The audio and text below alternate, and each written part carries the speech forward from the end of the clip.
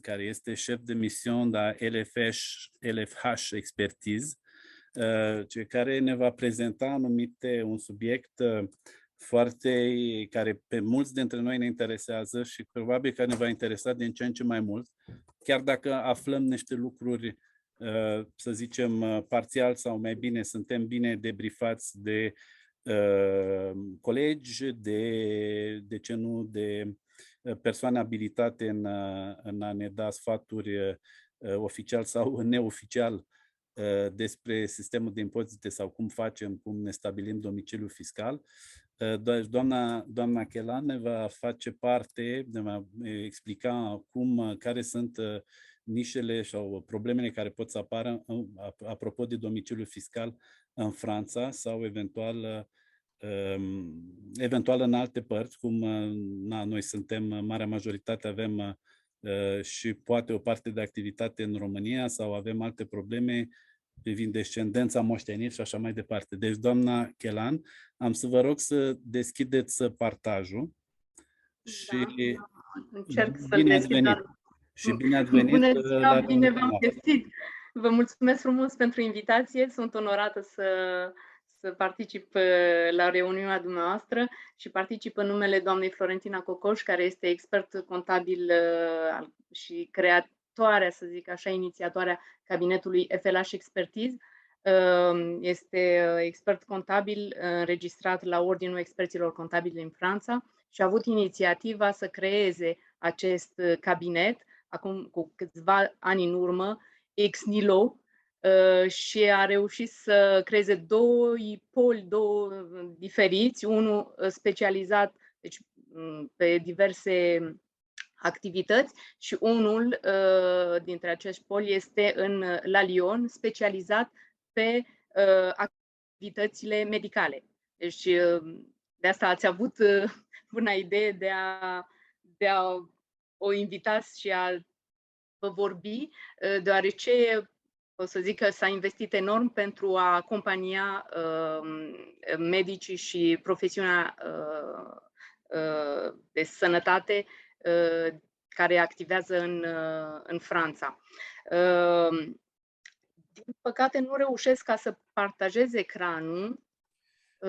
În mod normal aveți posibilitatea, pentru că mai mulți participanți să pot partaja, deci încercați să faceți. Mai încercați? Am clicat, dar din păcate nu reușesc. Bun, atunci vom să vă transfer dreptul. Stați așa.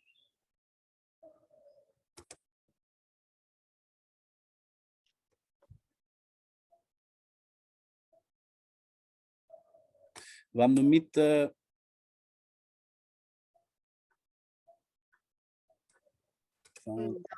am o problemă, încă o dată, revin.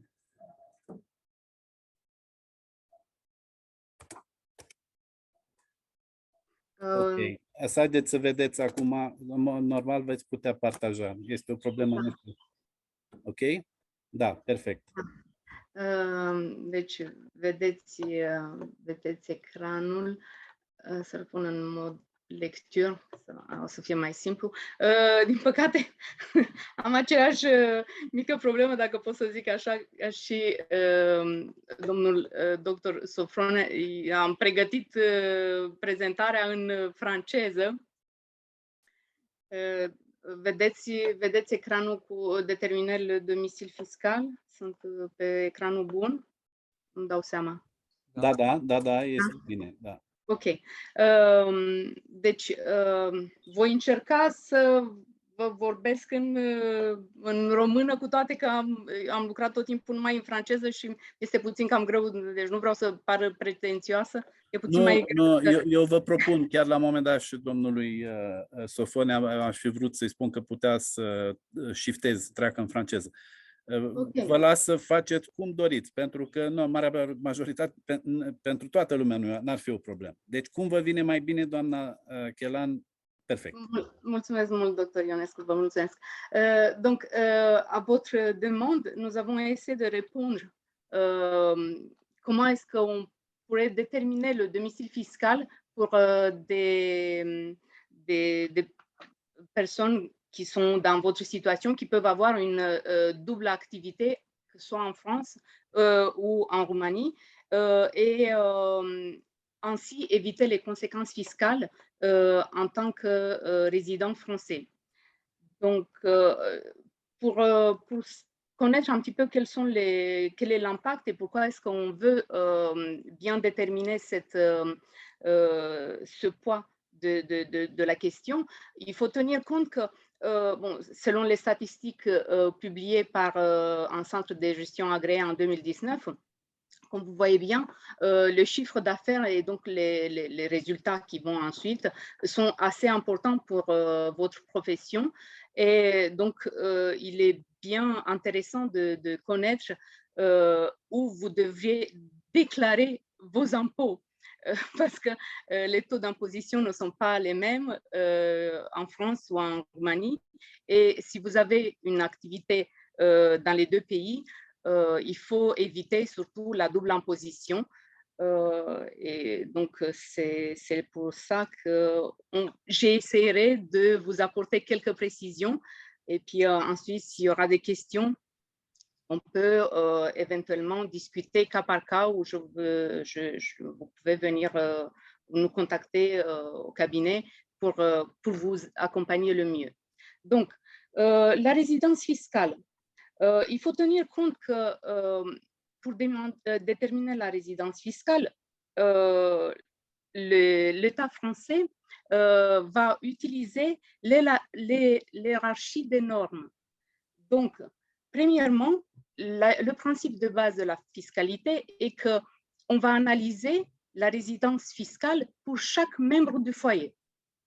Donc, on peut se retrouver dans la situation où pour un couple mixte, un sera résident fiscal français et l'autre sera un résident fiscal étranger ou non français. Donc, pour ça, il faut tenir compte que, donc, toujours dans cette simplification du droit fiscal français, les couples mixtes sont en fait les couples où on a un résident étranger et un autre et un résident français.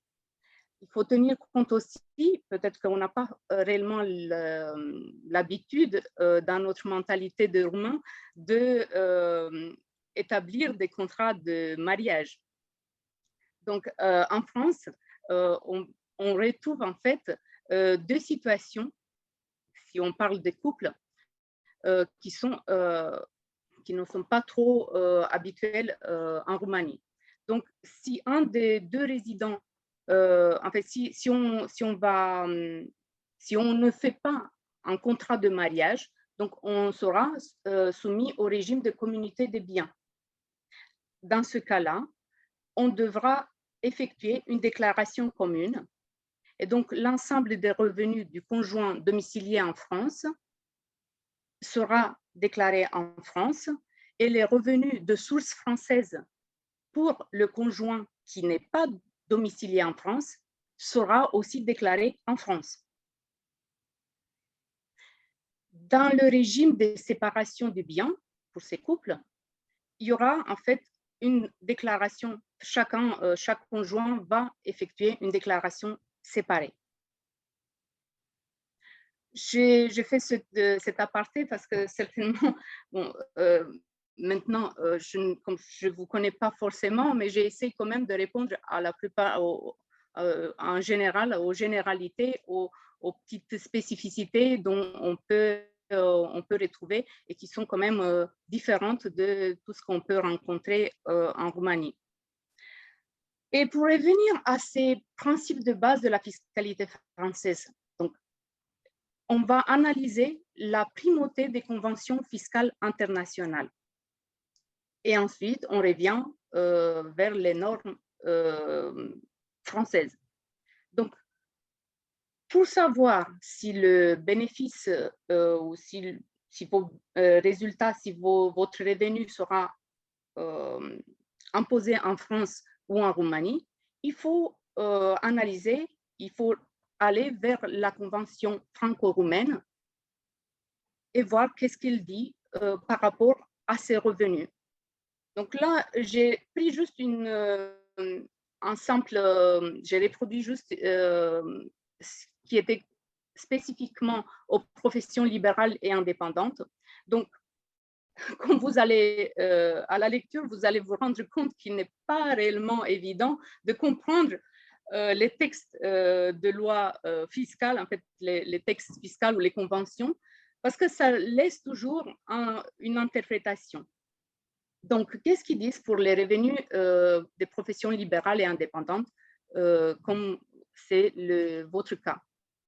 Donc, la Convention franco-roumaine dit que les revenus qu'un résident d'un État contractant, donc de la France et de la Roumanie, tire d'une profession libérale exercée pour son propre compte, ne sont imposables que dans cet État, à moins que ce résident ne dispose pas de façon habituelle dans l'autre État contractant d'une base fixe pour l'exercice de ses activités.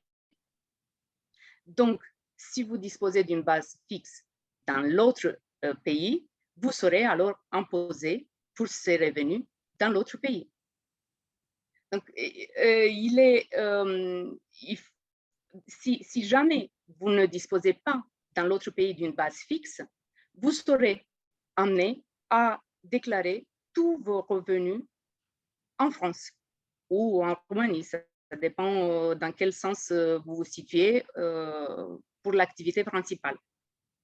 Donc, il faut toujours faire référence à ces conventions pour savoir vers qui on doit y aller. Alors, qu'est-ce qui dit le droit? Une fois qu'on a regardé cette convention, on revient vers le droit français. Qu'est-ce qu'il nous dit le droit français? Et là, c'est toujours pas si simple que ça.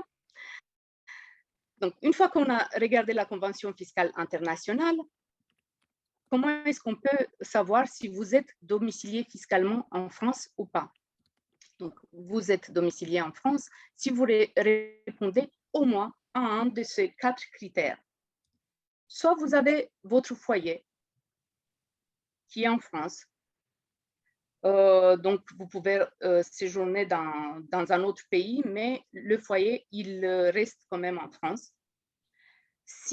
Donc, à défaut du foyer, votre domicile fiscal est en France. En fait, c'est le lieu de séjour principal. Pourquoi est-ce qu'on dit principal? Parce qu'il doit dépasser 183 jours par an.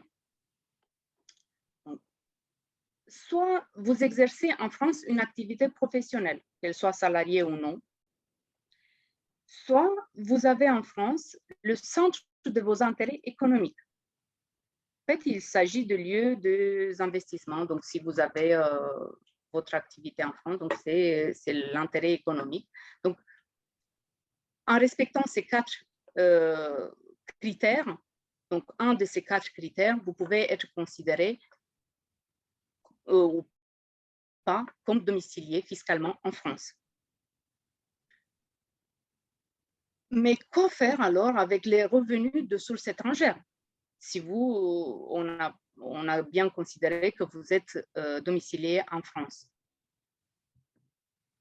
Et quelles sont les conséquences fiscales si vous avez des revenus de source étrangère?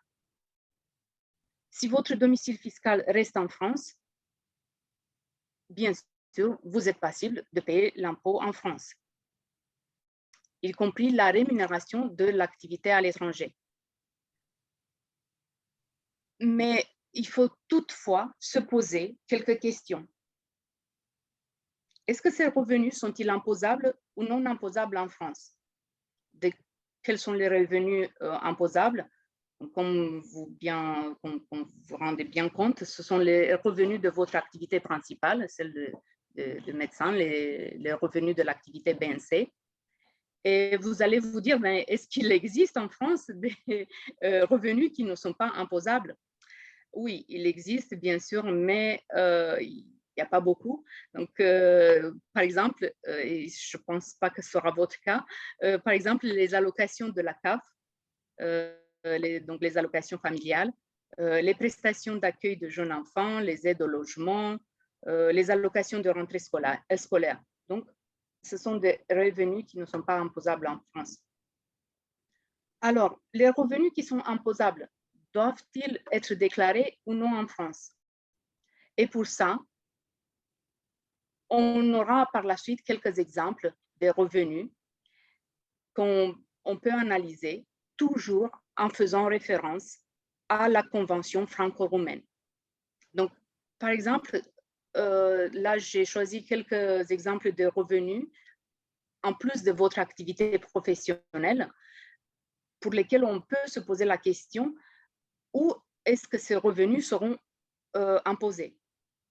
Donc, j'ai pris les revenus immobiliers. Donc, si vous avez un bien que vous louez, que vous donnez en location, où est-ce que ces revenus seront imposés? Donc, selon l'article 6 de la Convention franco-roumaine, ces revenus immobiliers sont imposables dans l'État où le bien immobilier est situé. Les bénéfices d'une entreprise, effectivement, on peut se dire ah, c'est normal, c'est simple, on va imposer le bénéfice dans le pays où l'entreprise est située. Oui et non, parce que on peut bien se dire que c'est simple, mais en fait, il faut tenir compte d'une notion qui est très importante, qui est celle de établissement stable. Donc, si l'entreprise qu'on a va créer un établissement stable dans un autre pays, alors l'établissement stable va payer ses impôts dans le pays où il est implanté et il ne va pas ramener ses bénéfices dans le pays où se trouve l'entreprise principale. Donc, vous voyez, il y a toujours des petites difficultés juste pour embêter tout le monde, mais auxquelles il faut faire attention. Ensuite, il y a les dividendes. On va dire dividendes qui sont imposables dans l'État qui reçoit ces dividendes. Oui, mais il faut tenir encore compte de certains aspects. Donc, la question suivante qu'on devrait se poser, existe-t-il un mécanisme permettant d'éviter la double imposition?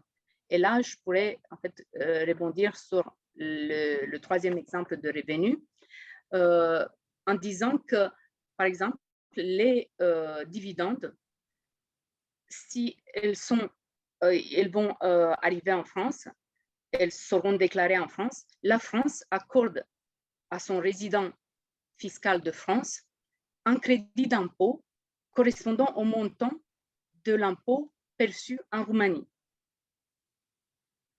Donc, il y a quand même une certaine facilité, on va dire, et auquel il faut faire attention, et sera un des mécanismes qui peut permettre d'éviter la double imposition. Et toujours pour permettre d'éviter la double imposition, il faut savoir que pour la Roumanie, l'impôt français payé par un résident de Roumanie sur les revenus imposables en France sera déduit du montant de l'impôt roumain exigible conformément à la législation roumaine. Donc, cette déduction ne peut pas excéder, comme aussi dans le cas de la France, ne peut pas excéder le montant de l'impôt roumain perçu sur ces revenus. Bon, j'espère que je ne vous ai pas trop donné trop d'informations par rapport à ça, mais j'estime qu'il est vraiment important de faire toujours référence à ces conventions pour ne pas faire défaut et pour ne pas payer deux fois le même impôt dans les deux pays. Et toujours, quand on se situe comme, je ne sais pas, comme une personne résidente fiscale française, il y a un point réellement important, c'est la déclaration de comptes bancaires qui sont détenus à l'étranger. Parce que sans trop nous soucier, on peut avoir aussi des comptes à l'étranger et on se dit, bah, de toute façon, il n'y a pas grand-chose à déclarer, il n'y a rien sur ce compte. Mais non, il faut vraiment faire attention, il faut se détromper parce que nous sommes, en tant que résidents fiscaux français, dans l'obligation de déclarer tous les comptes bancaires ouverts, détenus, utilisés ou clos. Et là, comme aujourd'hui, on a avancé un petit peu dans l'ère de la finance, les actifs numériques aussi, donc les bitcoins et ainsi de suite. On est aussi dans l'obligation de déclarer ces comptes bancaires qui ont un solde bancaire ou pas. Donc, même s'il n'y a rien sur le compte, on se doit à le déclarer. On doit déclarer aussi ces comptes, même si ont été ouverts ou clôturés pendant l'année. On peut se dire, ben, en fait, j'ai une procuration, je suis en indivision, je ne suis pas dans l'obligation de déclarer ces comptes, mais non. On est toujours dans l'obligation de les déclarer si on est titulaire du compte en nom propre, en indivision, mais aussi par procuration. Et en plus de ces comptes bancaires qui sont à l'étranger, il faut faire attention aux contrats d'assurance vie souscrits hors de la France qui doivent aussi être déclarés en France.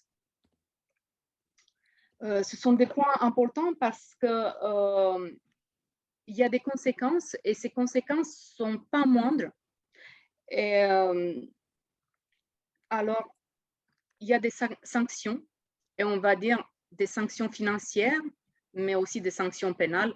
Effectivement, nous, on est assez modeste, on ne va pas y arriver certainement à être considéré comme une fraude fiscale, mais il y a quand même un risque en tant que sanction pénale, mais sinon en tant que sanction financière.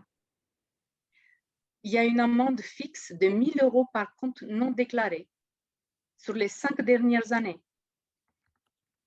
Et si jamais entre la France et en fait, l'État où le compte il se trouve, il n'y a pas eu une convention signée, une convention pour la lutte contre la fraude et l'évasion fiscale, cette amende peut aller jusqu'à 10 000 €.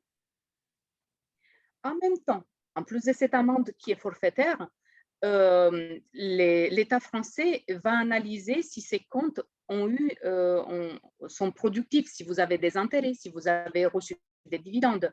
Et donc, ils vont revenir 10 ans en arrière pour calculer les bénéfices que vous auriez pu obtenir grâce à ces comptes.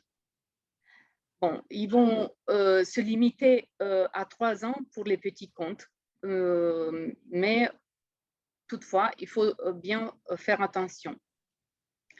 La taxation de ces revenus, on va dire les intérêts, les dividendes, la taxation est, donc on paye l'impôt et en plus une majoration de 40%, auquel s'ajoutent toujours en France les intérêts de retard de 2,4% par année de retard à compter de 2018 et avant 2018, c'était 4,8% les intérêts de retard par an. Mais pourquoi est-ce qu'avant 2018? Parce que depuis 2018, il a été mis en place l'échange automatique des renseignements bancaires entre les pays. Donc, aujourd'hui, on ne peut plus échapper si un des États souhaite vérifier si vous avez ou pas des comptes à l'étranger, l'échange, les informations sont fournies automatiquement. Donc, il n'y a plus de difficultés pour être surveillé, pour être, on va dire, redressé si l'État considère que ce sera le cas. Donc, toutefois, pour échapper à cette situation, il y a un oubli. Il y a une procédure de régularisation d'un compte qui est en principe sur 10 ans. Donc, il faut revenir 10 ans en arrière et déclarer tous les comptes que vous avez eus pendant tout ce temps. Mais toujours pour ces petits comptes où nous avons moins de 50 000 € de solde bancaire à la fin de chaque, en fait, cumulé sur une année, on peut revenir que sur 3 années. Il y a 2 types de régularisation. La régularisation spontanée par le contribuable, et il est préférable car cette régularisation nous permet de négocier les poursuites pénales qui sont les plus lourdes, mais aussi négocier les majorations et les intérêts de retard si nous avons réellement de l'argent sur ce compte, donc ça peut peser un petit peu. Mais il y a aussi la régularisation qui est faite directement par l'administration fiscale, et là, nous n'avons plus aucune possibilité de négocier. Donc, pour moi, c'était réellement important de vous parler de cette situation, parce qu'on oublie même parfois qu'on a ouvert un compte quelque part et on se dit bah, il n'y a plus rien sur ce compte, et finalement, ça peut nous coûter un petit peu si on ne le déclare pas. Maintenant, revenons sur les impôts sur le revenu qu'on doit payer. On a parlé tout à l'heure de cette résidence fiscale en analysant le résident fiscal français et le non-résident fiscal de France. Pourquoi est-ce qu'on doit… donc, le non-résident fiscal de France, on peut déclarer, donc je ne sais pas, je pense parfois si vous avez dans votre entourage des personnes qui ont quand même des revenus en France, il sera imposé sur les seuls revenus de source française au regard de la convention fiscale dont je vous ai parlé tout à l'heure. Comment est-ce que cet impôt sera calculé? Il y a aussi, pour les non-résidents, on parle aussi d'un taux minimum d'imposition, mais ce taux minimum sera dépassé par la suite si les revenus sont supérieurs à 26 070 €. Donc, et là, on parle d'un barème progressif qu'on connaît pour nos revenus, en fait, pour les revenus imposables d'un résident fiscal.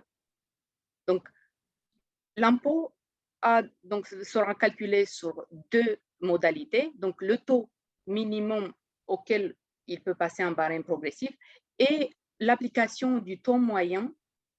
Et là, il y aura un petit calcul en fonction de,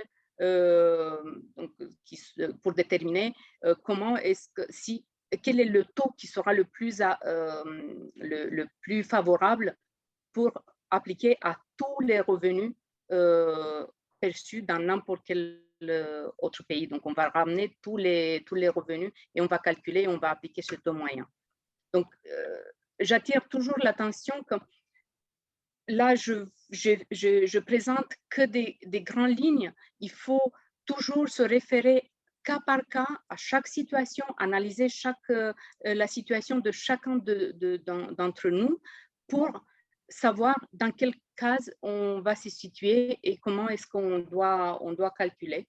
Et pour ça, je ne vais pas prêcher sur notre accompagnement, mais là, je pense que soit vous faites appel à un cabinet d'expertise comptable, parfois même le cabinet peut être dépassé de la situation, donc il pourra vous guider vers un fiscaliste, soit on peut faire un rescrit fiscal pour connaître exactement quelle est la situation et dans quel cas et qu'est-ce qu'on doit déclarer et où on doit déclarer.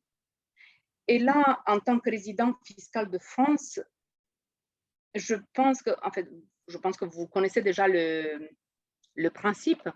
On sait qu'on applique toujours le régime progressif, le barème progressif. Donc, vous voyez, on a des tranches et en fonction de revenus que nous avons, les taux d'imposition sont quand même de plus en plus importants.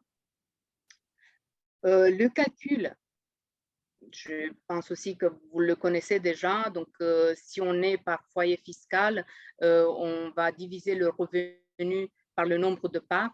Donc, les nombres de parts, on parle ici de membres du foyer. Et donc, après, il y a un petit calcul. Je pense que ce ne sera pas le moment de vous l'expliquer beaucoup plus, mais s'il y a besoin, on peut rentrer dans les détails, toujours pas cas par cas si c'est nécessaire. Alors, comment on peut rectifier la déclaration d'impôt sur revenu en cas d'erreur ou d'oubli? Comme vous savez, nous avons, selon les départements, des dates limites pour la déclaration d'impôt sur revenu. Une fois, donc la date limite a été le 8 juin de mémoire, on ne peut plus modifier cette déclaration. Là, pour le moment, l'ouverture pour corriger cette déclaration en ligne sera qu'à partir du mois d'août.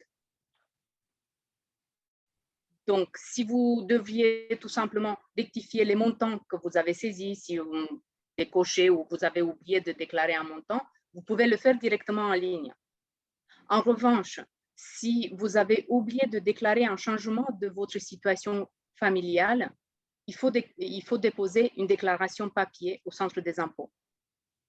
Avec les outils numériques, j'attire aussi l'attention que la correction de la déclaration de revenus n'est pas possible sur smartphone ou tablette. Donc, voilà. Parfois, on se demande pourquoi est-ce que ce n'est pas possible. Donc, c'est une petite astuce que l'État français nous a mis. On ne peut pas utiliser les nouvelles technologies.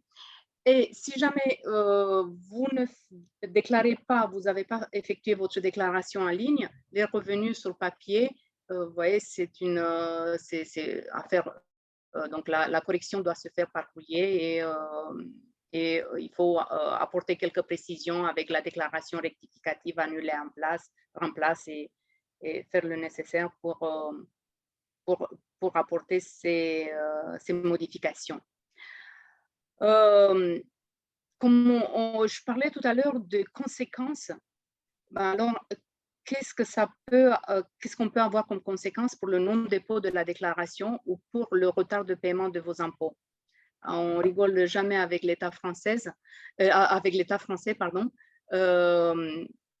Pour ne pas déposer la déclaration, en fait, le fait de ne pas déposer la déclaration, nous avons toujours ces fameuses pénalités et majorations pour dépôt tardif, mais si on le fait de nous-mêmes. Mais si c'est l'État français qui va découvrir que vous n'avez pas fait le nécessaire, vous êtes susceptible d'être imposé d'office et vous ne pourriez même pas apporter des rectifications ou discuter, avoir une discussion contradictoire pour dire non, là je ne suis pas d'accord. Donc, ces taxations d'office, on ne parle plus. C'est comme ça que l'État a décidé. Et pour le retard de paiement, effectivement, il y a des majorations de 10% et toujours les intérêts de retard qui sont des intérêts fixes de 0,2% par mois, qui sont calculés à partir du mois de juillet de l'année suivant l'encaissement de ces revenus. Donc, on va dire, grosso modo, pour simplifier, les intérêts de retard seront, en fait, les majorations et les intérêts de retard seront calculés à partir de la fin, en fait, une fois que vous avez déposé votre déclaration d'impôt sur le revenu de l'année dernière. Donc, là, je vous ai présenté tout simplement un petit tableau avec les rappels de majoration et qu'est-ce que ça peut coûter en cas de non-dépôt de la déclaration. Donc, comme vous voyez, les taux sont assez importants et peut-être qu'il il vaut mieux prévenir que guérir, comme dirait la profession médicale. Donc, si jamais vous avez des doutes, n'hésitez pas de revenir vers nous. On se fera un grand plaisir, Madame Florentina Cocoș, donc l'expert comptable de FLH Expertise, et son équipe, de vous accompagner et de répondre à vos questions. Je tiens à remercier Dr Ionescu et je vous remercie aussi à vous tous de m'avoir écouté. J'espère que je vous ai apporté des petites informations qui peuvent être utiles, au moins des warnings pour mieux regarder et regarder différemment les revenus qui doivent être déclarés et où ils doivent être déclarés. Je vous remercie infiniment et félicitations pour la belle association.